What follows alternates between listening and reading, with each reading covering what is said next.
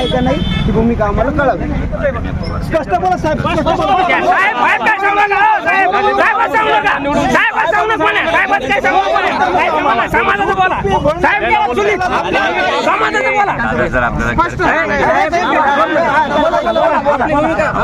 साहेब नका साहेब नका साहेब नाही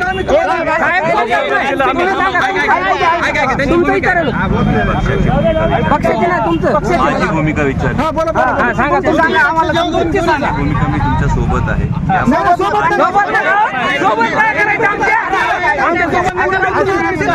सोबत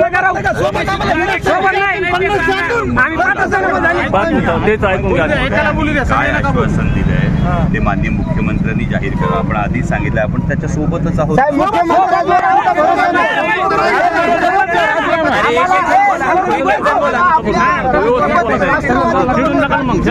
शरद पवार गटाच्या भूमिका 50%च्या आतून जर नसेल, तुम्ही आम्हाला तुमचं समर्थन आहे या मुद्द्यावर आम्ही पूर्ण लोकसभेचे खासदार आमच्या घरातून आम्ही काय दिवे लावायचे ते लावून निवडून दिलेत.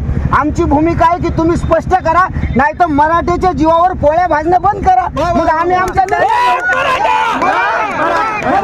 निर्णय घेऊ. आमदार साहेब जेवढी भूमिका समाजासोबत नाही.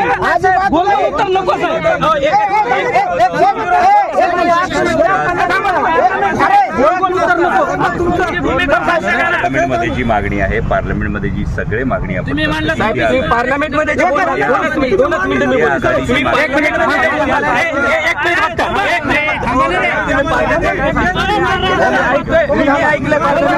पवार साहेबांच्या बंडावतीच्या खाली मराठ्यांना आरक्षण भेटलं पाहिजे.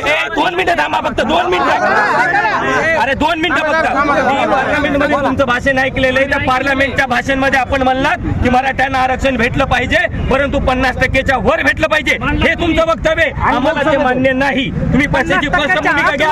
आम्हाला सांगा मराठ्यांना 50%च्या आतमध्ये आणि ते सुद्धा ओबीसी मध्येच आरक्षण पाहिजे. ही पक्षाची स्पष्ट भूमिका घ्या. ही आमची मागणी आहे. आम्ही येडे नाहीत रस्त्यावरती फिरायला. लोकसभेला तुम्हाला वाटलं असेल की आमचा खूप मोठा विजय झाला, पण याच्यासाठी तुम्हाला झोपेत राहू नका. येणाऱ्या विधानसभेला पार्लमेंटमध्ये जी भूमिका पार्लमेंटमध्ये इंडिया आघाडीचीच एक पूर्ण भूमिका आहे, जी जातीनिहाय जनगणनेची भूमिका, ही जातीनिहाय जनगणनेची भूमिका यामध्ये राहुल गांधी का तर इंडिया आघाडीची मराठा समाजाची मागणी आहे, जाट समाजाची मागणी आहे, दुसऱ्या समाजाची जनगणना कॉन्स्टिट्यूशनल अमेंडमेंट करूनच 50%च्या पुढे आरक्षण लावू. तुम्ही मला पार्लमेंटचा विचार